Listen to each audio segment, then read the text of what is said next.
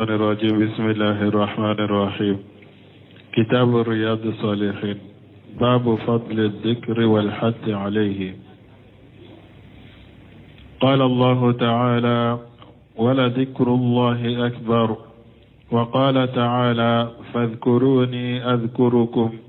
وقال تعالى: واذكر ربك في نفسك تضرعا وخيفة ودون الجهر من الغدو والآصال ولا تكن من الغافلين. وقال تعالى: واذكروا الله كثيرا لعلكم تفلحون.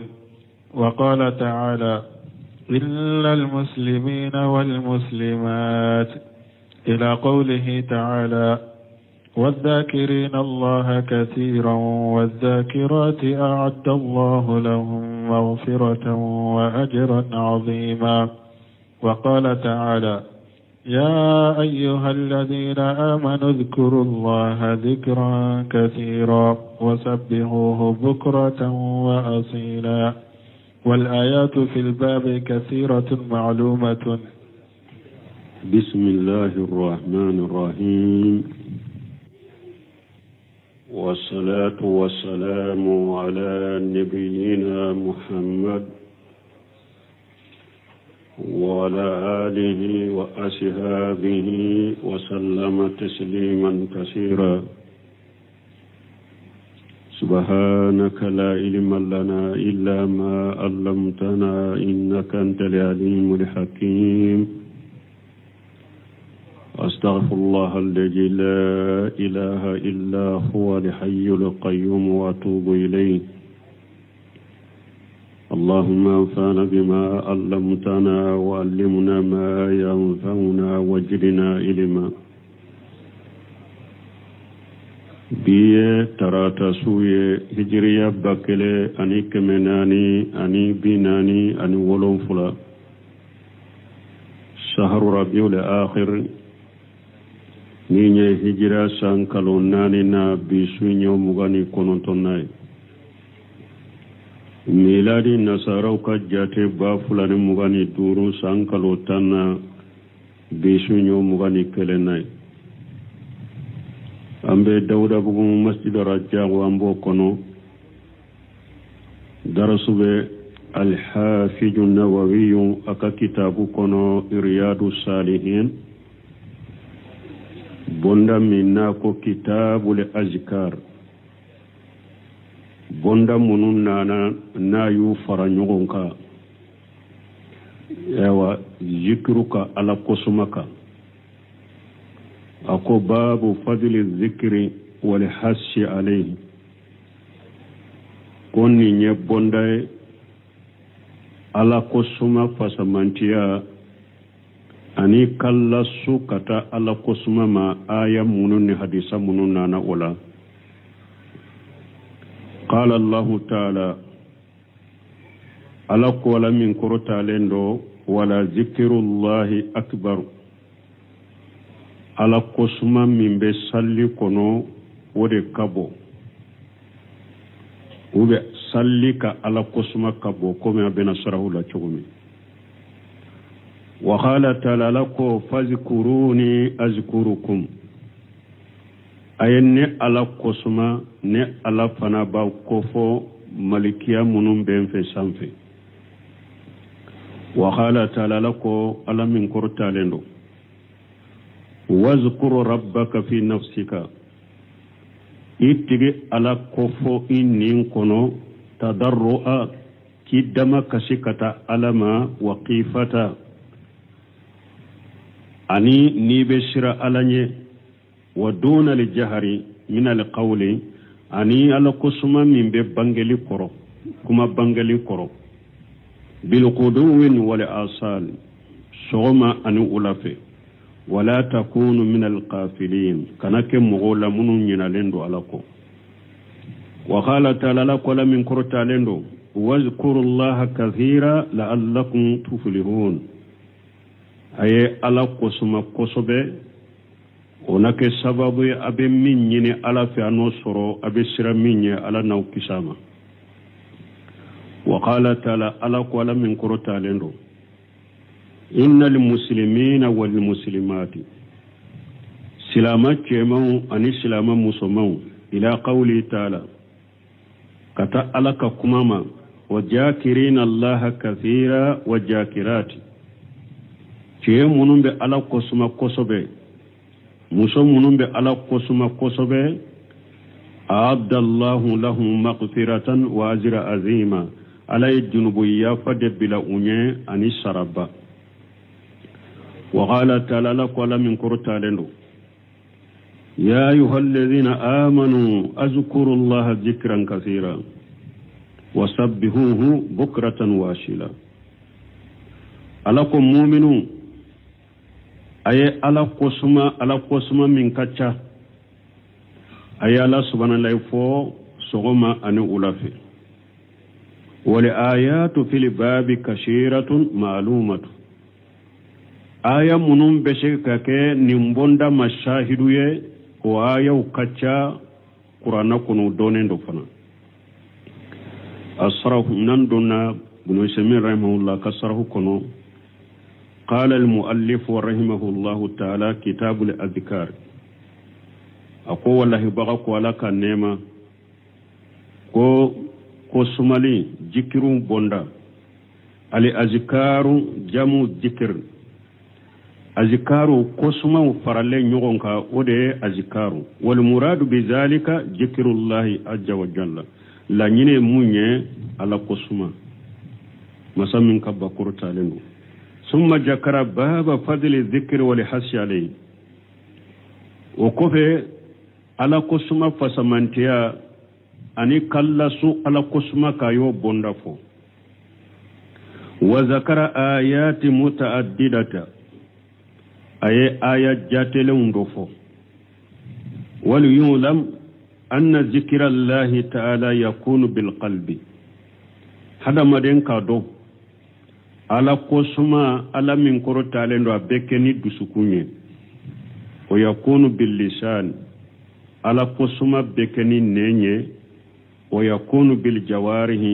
على قسمة بكني سوفوية أما القلب فهو تفكر دسكونك على قسمة يموني ميرن تاشي أن يتفكر الإنسان في أسماء الله وصفاته وحكامه وأفواله وآياته هذا مدينك ميري كتاشي على كتقولا ana ka mankutu ana ka kiru ana ka kewalin ana ka tamanshin dusukun ka toka miri nununa nununye ninde dusukun ka la kusuma wa ma zikru bil lisani fajahiru me minye ka ala kusuma ni nenye obe kenede ka odonendo o bangalendo wa yashmalu kull qawli يقرب إلى الله عز وجل من تهليل وتسبيح والتكبير من ينين كسمي كما بهذا مدنجر على الله نين نيمبو كما فو وبدو نينك على كسما كنو لا إله إلا الله فو سمنا الله فو كبروا فو الله أكبر فو وقراءة القرآن قرآن كلا والأمر بالمعروف والنهي عن المنكر كما غنيا مرني نيماي كما فتانيا كبوكو جوما وقراءة السنة كتيرن كحديثو كلا وقراءة العلم كدوني كلا دوني كتابو كولو كلا نونون بيبي دونين كا على قسمنا وما الأفوال من ميني كويه ذكر الله بالأفوال بالجوارح مانا من يكو كوتاو يكو كيتاو كاكو كي نيكا سوفيوية فهو كل فعل يقرب إلى الله وفنا يكوكو نياك النبي جري على الله وفنا بدو سوفيوكا على قسم الله كقيام في الصلاة والركوع والسجود والقعود jo sallila komi ka jo sallila ani kumbele mina ani sujudun ani sigilin wa khairi zalika ani nunu na nyugonaw nunu ye ala ko sumali de ni kewalew ye lakin yutlaqu urfan ala dhikri llahi taala bitasbih wa tahmid wa takbir wa tahlil ni ala ko suma la daw kono fendono en kono ube ala ko suma bila minka we subhanallah foye ani alhamdulillah fo ani allah akbar fo ani la ilaha illallah fo li وذكر المؤلف رحمه الله في ذلك آيات مؤلف أي آية ودفو أولا منها أبو آية وكنو قول الله تعالى يا أيها الذين آمنوا اذكروا الله ذكرا كثيرا وسبحوه بكرة وأصيلا فقاتب الله المؤمنين على يؤمنوا كما يغنى وأمرهم أن يذكروا الله تعالى ذكرا كثيرا في كل وقت وفي كل حين وفي كل مكان على المؤمنون أيوكما يغنى كونيا مريا كوكا على قسما قصبه وقت به لا هلب يرب قال الله تعالى على قول من قرطالين أذكر الله ذكرا كثيرا وسبحه بكرة وأصيلا أي قولوا سبحان الله في البكور والآصال معنى أيا فو سبحان الله أقو فو سغم الجنة أنولا فلو يعني في أول النهار وآخر النهار تلكم فلو أني تللبا أي على قسما ويهتمل أن يراد بالنهار كله وفي الليل كله أبشك تفنى alaka lanyine wa alaka lanyine beseka ke ala kusumala na ko awa sogoma ni wula fe lanyine beseka ke fana akatile be kono akala kusuma subbe kono akala kusuma abeseka ko fana yi wa qala allah ta'ala ala qala min qurata lendo wazkurullaha kaseeran la'allakum tuflihun ako aya ala kusuma kosobe onake sababu ne fala hasro abe munyine ko soro abe sira minye ka kisama wa haja jakarahu Allah azza wa jalla fi siyaqi liqa'il aduwi ni aya min fulani nye ala yenni aya sama kanin kuma fode jugun kumbe nyogonya wakati wa qala ta'ala laku ya ayyuhalladhina amanu idza laqaytum fi fasbutu alako mu'minun nani jugu benna kelela aye sabati nani jugu jamakulu benna kelela aye sabati wazkurullaha kaseeran la'allakum tuflihun aka ala kosuma kosobe wonake sababane fala hasro fadhakara Allah ta'ala min asbab lis-sabati wal-falah ala yasbati sababu fo aye falaha sababu fo والفلاح كلمة جامعة فلاح يكما فرل نيغون كده يراد بها حصول المطلوب ونجاة من المرهوب فلاح يده هذا مدينتي كان يني فين سورو يكتسي يبسر منه فلاح ينده يبه من يني كو سورو يبسر منه كتسامه وقال الله تعالى على قول من قرطالين اتل ما اوحي اليك من الكتاب واقم الصلاه اكو تشيدما اكو ني كتاب من وحو كان يما اكلا يتصلي نتا تشغلا ان صلاه سلفل تنهى عن الفحشاء والمنكر هذا مدين تو نيبا تو كصلي صلي بيبلي كو تشجوما أنكو كونوا ولا ذكر الله أكبر قيل المعنى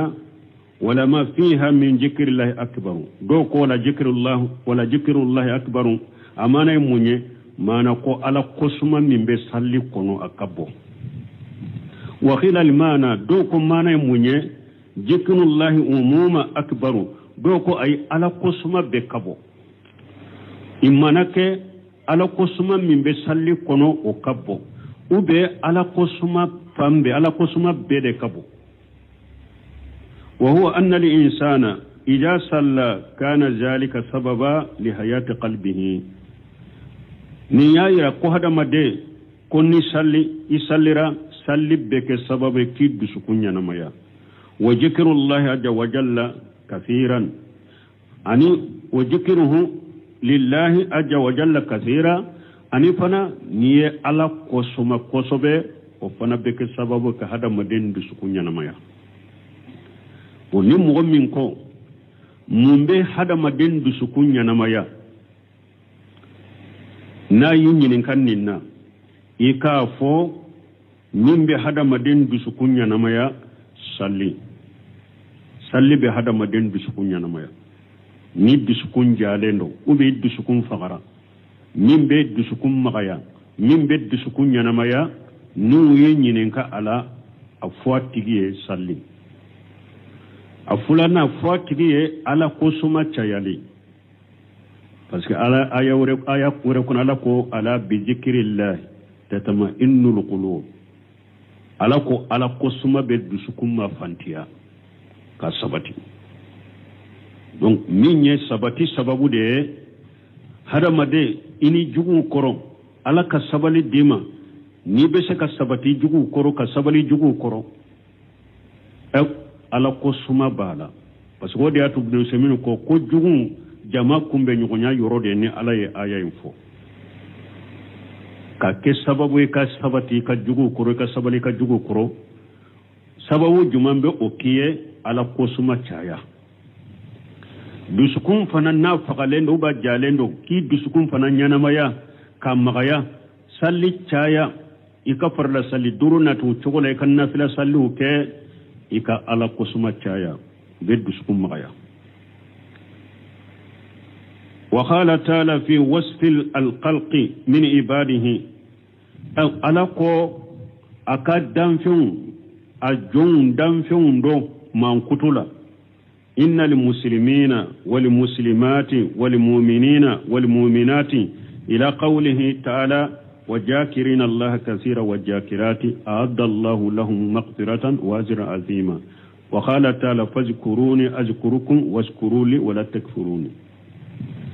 tumami ala tumba kaddo damfen jon do kam man kutu fo ako silama cemon ana musulman mu'minu cemon muni musulman kata ayal laba mugo munumbe ala ko ciye munumbe ala ko suma kosobe muso munumbe ala ko suma kosobe ala ye junubo ya fade bilunye ani sara min kabbo ala ko ala min korota leno fazkuruni azkurukum waskuru li wala takfuruni ala ko yenne ala kosuma ne fana be aw kosuma ayem barikada akanin fisur waliya wali ayatu fi hadha kashiratun kulluha tadullu ala fadilati dhikri wal hashali aya munun nanan nina ukacha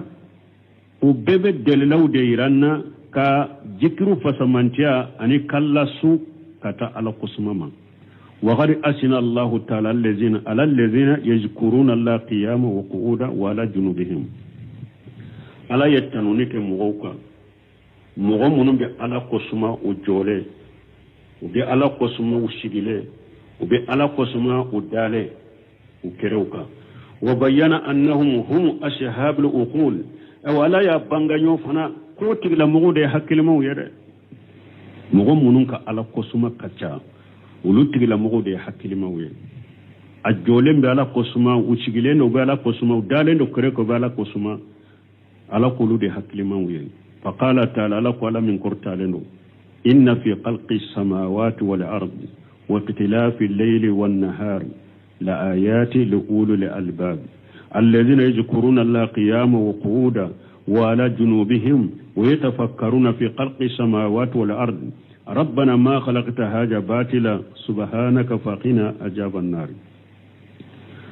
alako abe sanka bawlon fula dalila ani duguma kulon fula dali ani sunu tilen nyogon fale la ayati li ulul albab taman se chama de ben nonu na hakil mawye jonye alladhina yadhkuruna allaha qiyaman wa qu'udan wa ala junubihim hakil mawye mugode munum be ala kosuma ujole ube ala kosuma usigile ube ala kosuma nubu kerewu kaudale ويتفكرون في خلق السماوات والارض وبميري كتاسي sankaba wolon fula dalila ani duguma kololon fula dali rabbana ba fanti ala ma khalaqta haja batila ala ema nunun dafu subhanaka senya be e alai ka sankama dafu kama ka duguma kolo dafu kama e ala senya lendo kaboma faqina ajaban nar ala ikan kishi kaboy ka tasuma la jabama fal muhimmu anna husal anfusana ala idamati zikrillah muhimu ya munye la nyine munye an kan yire la su kata ala kosuma dumerila an ka dumela kosuma ka la ilaha illa allah wa subhanallah walhamdulillah wallahu akbar fa huwa sahlu wa yashiru an kan yire la su kata dumerila ala kosuma ka la ilaha illa allah kato kofo ube subhanallah ube alhamdulillah ube allahu akbar fa huwa sahlu yashiru sahlu wa yashiru nunun kan nogo yalendo fana walillahi alhamdu tanube alay wa ajruhu azim nunun sarakabbo fana jalani allah iyyakum min ajakirin allah kaseera wa jakirati innahu ala kulli shay'in qadir tuma ibn shimr rahimahullah ayanni sarahu fo akwa ayed doke ko alaka ale ani an alakan ke mogoye munu alakan ke cewuye ce munun be ala kosuma kosobe alakan do musola munun be ala kosuma kosobe innahu ala kulli shay'in qadir ala be sefembela aha وعن أبي هريرة رضي الله عنه قال قال رسول الله صلى الله عليه وسلم كلمتان خفيفتان على اللسان ثقيلتان في الميزان حبيبتان إلى الرحمن سبحان الله وبحمده سبحان الله العظيم متفق عليه. وعنه رضي الله عنه قال قال رسول الله صلى الله عليه وسلم لأن أقول سبحان الله والحمد لله ولا إله إلا الله والله أكبر أحب إلي مما طلعت عليه الشمس رواه مسلم. وعنه رضي الله عنه أن رسول الله صلى الله عليه وسلم قال من قال لا إله إلا الله وحده لا شريك له له الملك وله الحمد وهو على كل شيء قدير في يوم 100 مرة كانت له عدل 10 رقاب وكتبت له 100 حسنة ومحيت عنه 100 سيئة وكانت له حرزا من الشيطان يومه ذلك حتى يمسي ولم يأت أحد بأفضل مما جاء به إلا رجل عمل أكثر منه. وقال من قال سبحان الله وبحمده في يوم 100 مرة حطت خطاياه وإن كانت مثل زبد البحر متفق عليه. وأن أبي هريرة رضي الله عنه قال سمع أبي هريرة ملك جيكبام قال قال رسول الله صلى الله عليه وسلم ko alaka ciden ko alaka tanuna kishibaka kalimatani khafifatani ala lisani shaqilatani fil mizani habibatani ila rahman ko ciden ko kuma fulabe kuma fulayin foli kan gonenka kuma fulayin ka giri mogo ka bara nyuma mizani kono kuma fulayin kanunendo kata alama subhanallahi wa bihamdihi subhanallahi alazim mana hada maden kato kafo subhanallahi wa bihamdihi subhanallahi alazim nin kuma fula u foli kanu gonenka u kagiri mogo ka bara nyuma mizani kono u kanunendo u fula kanunendo kata alama mana be ala seneya be alaye ni atanuniye seneya be alaye masamin kabo nunye kuma fulay ka foli kanu gonenka me u baraji ka giri mizani kono u fula kadi alaye wa anhu radiyallahu anhu karisa min abi hurata malaka je kaboma qala rasulullah sallallahu alaihi wasallam qala ka ciden qala ka tanuna kisibaka لين أقول سبحان الله والحمد لله ولا إله إلا الله والله أكبر أحب إلي مما طلعت عليه الشمس تيدنكو عليك فو سبحان الله walhamdulillah wala ilaha illallah wallahu akbar ko ale kan nin fo ko o kadi alaye kateme tilebe bo fengo fenka mana o kadi alaye kateme jana ka kunna fembeka ale kan nin kuma farawahu muslimu ya hadisabo وانه رضي الله عنه قال سمعنا بهرة ملك جكبوما أن رسول الله صلى الله عليه وسلم قال ولا كثير لك تنونا كشبك كو من قال لا إله إلا الله وحده لا شريك له له الملك وله الحمد وهو على كل شيء قدير في يوم 100 مرة كان له أدل أثر إرقاب لا آخر الحديث ني حديث من فلانية mogo kanka nin duwawu tangay kato kafo parce que nin duwawi nafa duru de ba no fe buno semino yere benu fo nafa duru benni hadisan no fe nin duwawu kafo la ilaha illallah wahdahu la sharika lahu lahul mulku wa lahul hamdu wa huwa ala kulli shay'in qadir kan nin fo don kono sinya keme kan nin fo don wodo sinya keme baraji duru nafa duru de ba no fe nafa abu konte hadisa in kono buno semino yere benu fo ci den ko ni mo me nyan nin kuma fo don kono sinya keme kanati lahu idilan asara irqab anafa fulo abe komi ye jontan kan horoya jonta abe komi yo kan horoya alai tele fulanna wa kutibati lahu 100 hasanati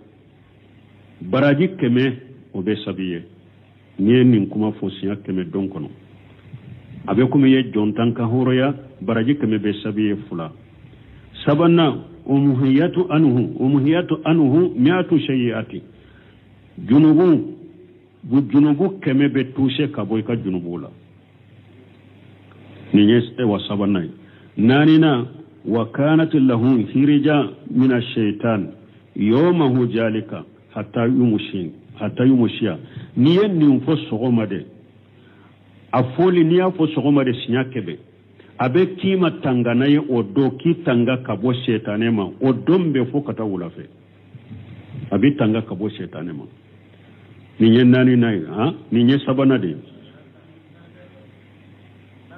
nani na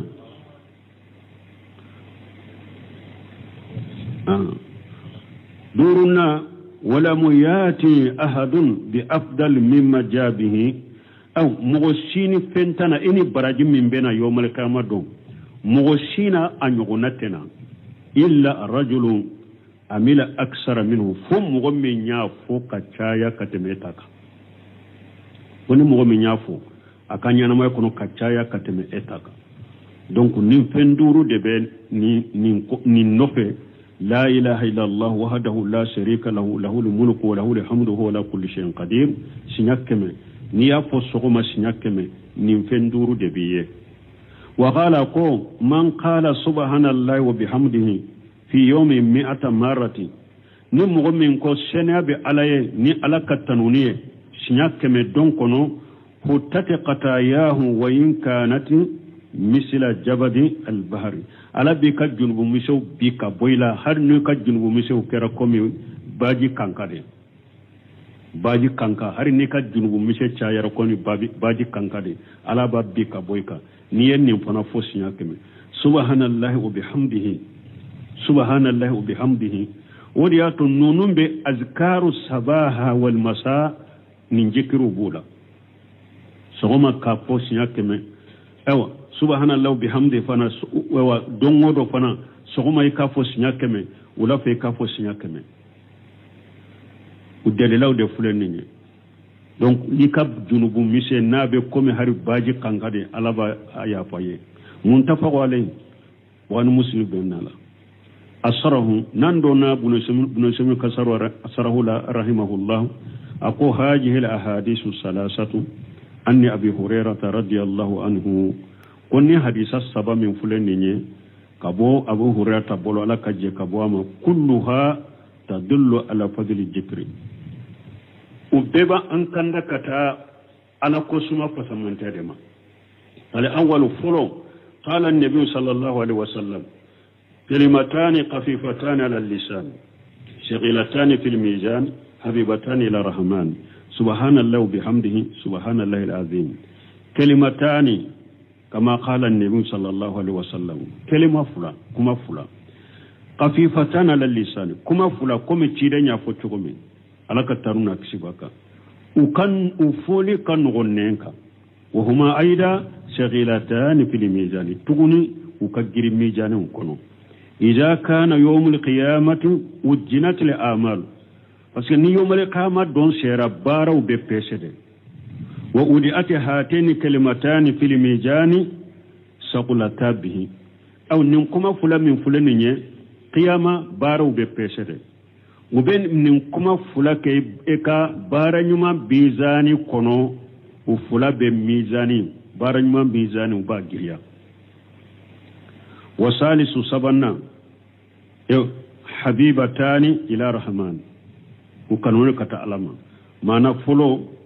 kafifatani ala lisan wa folo shaghilatani fil mizani fulanna wa salisu sabana habibatani ila rahman ninkuma fulakadi alay wa haja ajam as-sawabain aw baraji fulayn be boywa berebele bayinde anna allah ta'ala yuhibbuhuma ko ala benin kuma fulafe wa idha ahabba allah li amala ahabba li amilan bihi aw ni alaye barakan barayin ke baga alabi kanu de ni alaye barayin min kanu barayin ke baga alabi kanu de fa hatani kalimatani min asbabi mahabbati allah subhanahu wa ta'ala li abdihi aw nin kalima fula foli sababu de do nin kalima fula ye sababu de nube awa alaka kanu nube alaka kanu di aka joma ni mugo min ko hada made kanka kuma juman fo ni alabi kanu afwaye ka fo subhanallahi wa bihamdihi subhanallahi alazim nin kuma fulafo kuma fulayin kadi alai ni bara min diara alai bara inke baga fana be di alai de abi kanu de wa mana subhanallahi wa bihamdihi subhanallahi wa bihamdihi amana jumai annaka tunajjuhu la neta ko tunajjuhu me alaye auta ya ke chogodi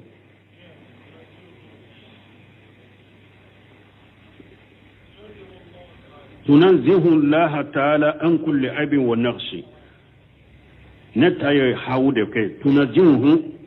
me akanka ke tunajjuhu Allah ta'ala an kulli aibi wa naqsi nin kuma niye nin fo nin kuma mane munye iye ala seneya kabo lebu be mani naqsi be lebu be ani naqsi be iye ala seneya kabo ama wa annahu al-kamilu min kulli wajhi jallan wa ala nin kuma fulan mana bayira de ko ala dafalende do la halabela masamin ka bakuru talenu مقرون حاجة تسبيه بالحمد نسوار لا يفوت التغرى على تنو تغرى لا دال على كمال إفداله وإحسانه إلى خلقه جل وعلا ني على تنو تغرى سبحان الله إنا أبد الله جمعيرنا أبايرنا ko alaka fasamantiya dafali ana kan yuma ya dafali kataka damfe ma bode yira subhanallah ni alhamdulillah tukurala abin min yiranna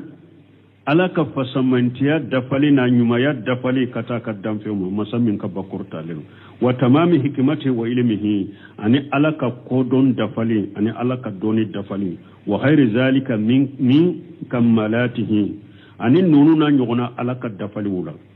subhanallahi bihamdi bodayira subhanallahi alazim subhanallahi alazim subhanallahi alazim fana ya anni jil azamati wal jalal mana bonya tigide Allah ya ni korta bonya fala shay'an a'jamu min Allah fuite min kabo alama fala shay'a a'jamu min Allah sultana fuite na kan masa yakabo ala tay wala a'jama khadra fuite na ka baleri kabo alai wala ajama hikmata fuite na ka kodon kabo alai wala ajama ilima foyte min ka doni kabbo alay fa huwa azimu bi jatihi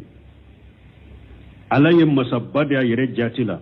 wa ajimu bi sifatihi jallan wala ala kabbo kam man kutula masammin kabba kurota leno subhanallahi wa bihamdihi subhanallahi alazim yambaqi lil insan an yuksira minhuma akaka hada madenye ikan nunu foli chaya wa yudawima ala qawlihima ikadume nunu folika liannahum shagilatan fil mizan liannahuma shagilatan fil mizan parce que nunu fulaka giri mizane kono habibatan ila rahman ukanunindo kata alama khafifatan ala lisan ufulakan folikan gunnenka subhanallahi wa bihamdihi subhanallahi alazim ثم ذكر الحديث الثانية أن أبي هريرة وكفى أي حديث فلان نفو أبو هريرة بلو أن النبي صلى الله عليه وسلم قال كن نبي ملك تنونا كسبك كون لن أقول سبحان الله والحمد لله ولا إله إلا الله والله أكبر 4 كلمات كيدنكو عليك النونوف لكلمة ناني دي سبحان الله كلمة والحمد لله فلا ولا إله إلا الله سبا والله أكبر ناني كلمة ناني كيدنكو عليك النونوفو أحب إلي مما طلعت عليه الشمس كو قد عليه كتمتلي بو في موفنكا يعني أحب إلي من الدنيا كلها لانيري موني كيدنكو عليك النونوفو لك قد عليه كتمتجيا بك وهي أيضا كلمات خفيفة نونو فنتغني كما نغمودو سبحان الله والحمد لله ولا إله إلا الله والله أكبر الناس آلنا يسافرون ويقطعون الفيافية والشهرية والمهالك والمفاوجا من أجل أن يربه شيئا قليلا من الدنيا نسمينه الرحمة الله كوشيس هذا مدوم بتاما وبي كونغو جون تيجي كونغو جون وبي سهرون وبي أولو تيجي وبي تم حلاكي فيون والمفاوي يعني اوا كونغو باو وبي اوكي منا pour unka doni soro ikan ewa tono do soro jiya tono fitini jiya na ko fitini uko soro mana ada madum be tama kungo jawla saharawla kungo munu jite foite ani halakili fen ubotige ko tama ani ewa kungo baw ube ulu tama mun koso pour ka jiya tono do soro doro jiya tono fitini do na furo kama jiya tono fitini do uko soro qari yatamatta'una bihi wa khari yuharimuna iyyahu kasurubake kan ni halakili kon ku bi irebila halakila ni tama mununye anini kungo jamununye anini sahara nunu mu gutige na fulo min kama jiya nema fitini min kama abesheka ke mu ye ubesheka na fulo inchoro kadamu soro nae abesheka ke ubenni mbeke me alabu kumantiya na fulo ina utasoro wa hadhihi al-a'malu al-ajimatu aw nimbara bele bawfule yata'ajjaju al-insanu anha hada madam bedeshugula yanna shaytana yukshiluhu wa yuqjiluhu parce shaytane de billafu kila bila wa yusabbituhu anha shaytane de bisabati kabonununa wa illa nu'te fa hiya kama qala rasul sallallahu alaihi wasallam nun kuma ube komi cidenya fo chokomi alaka kanuna kishibaka ahabbu ila al-insani mimma talati alayhi samsu nun kuma kadi hada madenye kateme tilebe bo fenwo fenka komi cidenya fo chokomi wayja faradina akonna nyake sisa anna indaka muluka dunya kulliha summa hadar al-maut ma tastafidu nanyake sisa ekajiya be mara min nisaya nana emasisa ma ja tastafidu ekan na fajuma be jena jam nema marale min be bolo nisaya nana emasisa ikan na fajuma bola la tastafidu shay'a ikan na fasitola na yasro ema ala koke jiya yere be mara nisaya nana ema ube munya ema أتفوين إما لكن سبحان الله والحمد لله ولا إله إلا الله والله أكبر هي الباقية الصالحات من نكم منو فلني سبحان الله الحمد لله ولا إله إلا الله والله أكبر هي الباقية الصالحات نونون دي بارا نيوما وي بارا نيوما منو براجي بتوم مغني الآخرة قال الله تعالى على قول من كرت علينا المال والبنون زينة الحياة الدنيا على قول دنكن شامان بمبولو نفلو بمبولو نوني جيان ينما يم مسيري درونde denke chama nafolo chama nunu ye jiyanya ma ya masiri dronde wal baghiyatu salihatu khairu inda rabbika thawaba wa khairu amala mobe ebe bara nyuma mununke ko baraje to inye lahara ulude kanyi ittige alafe sarala ulude kanyi ittige alafe fenna hera minna famini hada madem banna ta ire lahara min bara nyuma munun nubu ko sarabe to ye lahara de nununde baraji kanyi ima itigi alafe nununde yen nata femmin kanyi ima itigi alafe fayambaghi lana akakanye an naqtanima li furusata anka atandi anka na ewa anka tammin bambolon anka ayitilije li amali salihati tammin bambolo anka bara maula akakanye tammin bambolon anka bara nyumawla akana perdam bolode amma li hadisu salisu wa rabiu min hadisa sabana ani hadisa nanina fa huwa man qala fi yawmin 100 marati la ilaha illa allah wahdahu la sharika lahu lahul mulku wa lahul hamdu huwa ala kulli shay'in qadir hasala lahu hadhihi al fadail khamsatu nimmo min yanni fo nin fasamanta duru de benni na ibanu soro la ilaha illallah wahdahu la sharika lahu lahul mulku wa lahul hamdu wa ala kulli shay'in qadir nin mo min yanni fosso go masnya keme fasamanta duru de bala awwala folo kana kaman ataga asara iriqadi abe ko me yejjon tanka horonya kele wasani fulanna kutibat lahu 100 hasanat barajik keme be sabiye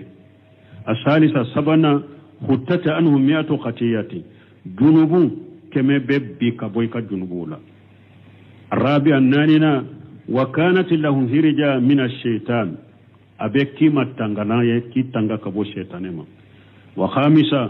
دورنا ولم يأتي أحد بأفضل مما جاء به إلا من أمل أكثر مما أمل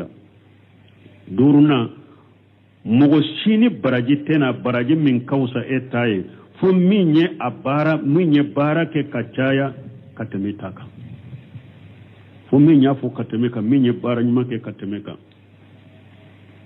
khamusu fadaila fasamanti aduru ija qulita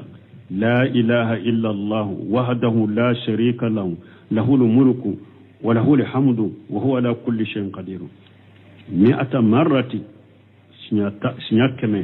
وهذه السهلة ننكنغو يمكن أن تنتظر صلاة الفجر أبشك كأوي ني إيباك كفجر سلم مكونو بعد أن تأتي للمسجد تقولها إنا لن كفر مسيري كونو ني باك كفجر سلم مكونو إبشك النونفو أو بعد طلوع الفجر وبي فجر كفر تقولها تنتفي بها iben nonu fe ben nafa soronu mana min fulani ni ciden koy ka fo donna bune seminu abakuma fo wakati ako fajiri nye ni na misiri la ibake ka fajiri sallim makono ibe se ka fo sinyakame a ube fajiri sallilen ko fe ibe se kan nonu fo nim fo sinyakame fajiri sallilen ko fe ikan nafa sorona وهذا أيضا من الأمور التي ينبغي للإنسان أن يدوم عليها أو نونو فنا يقود نيقود تكوني كومي نهذا مدين كان كدومك وينبغي أن يقولها في أول النهار لتكون هرجا له من الشيطان أكاكا تلكم فلو مانا سغما أكاكا إكان نيوفو فرو تلمومي أكاكيما تنغارو النبي تنغاكبو الشيطانما أكاكا يكافو أما سبحان الله بحمده فمن قالها 100 مرة هتتنه قطاياه ne minye ko subhanallahi bihamdihi ciiden ko niyo fana fo sinyateme ko ika junubu bebbi ka boyla wa in kanat misla jabal al-bahri arini ka junubu kera ko mi jikkan kade wa hajihi subhanallahi wa bihamdihi ni alayhi subhanallahi wa bihamdihi taquluha fi akhir an-nahar ibn ninfo tilal laban li adal an tuhita anka qataya nahari puru tile fela ka junubu ka bi ka boyla nimbe ula fela ka do ula ibn ninfo ula fe ibe tokka ninfo puru ye junubu munun bi junubu munun ke tile kono una bi ka boyla ni be do sufela la fanta hijil fursa tamin bi bolo profite ya aqiyam balima inta hijil fursata tamin bi bolo profite ala da ikabarate de al umru yamudi wala yarzu hada madenka shi ya betade ya tesage koy ma mada min umurika falan yarja ilayka min temenai shila o tesaka sage kanaima min bora e shila o tesaka sage kanaima de wa hadhihi al a'malu khafifatu mufidatu nimbara munum fulenniye ukannugo nafabula sawabu hajjajilu ukasara kacha ukabbu wa amaluha qalilun ukabbara kadogo yere fana bara fiskini de fulene bara dogma min fulene de fulen nununye nube sara chaman sorula ni sara bele ba ni inshallah an yu'inana wa iyyakum ala dhikri wa shukrihi wa husni ibadatihi ayeddu awke ako ambe ala deli ala kaundeme ani aw ala kosumaka ani ala barkadaka ani ata bato chogonyuma mbe ala deli ala ko kanye wakati seraya subhanaka allahumma bihamdika la ilaha illa anta wastaghfiruka wa atubu ilayka. أعوذ بالله من الشيطان الرجيم. بسم الله الرحمن الرحيم. كتاب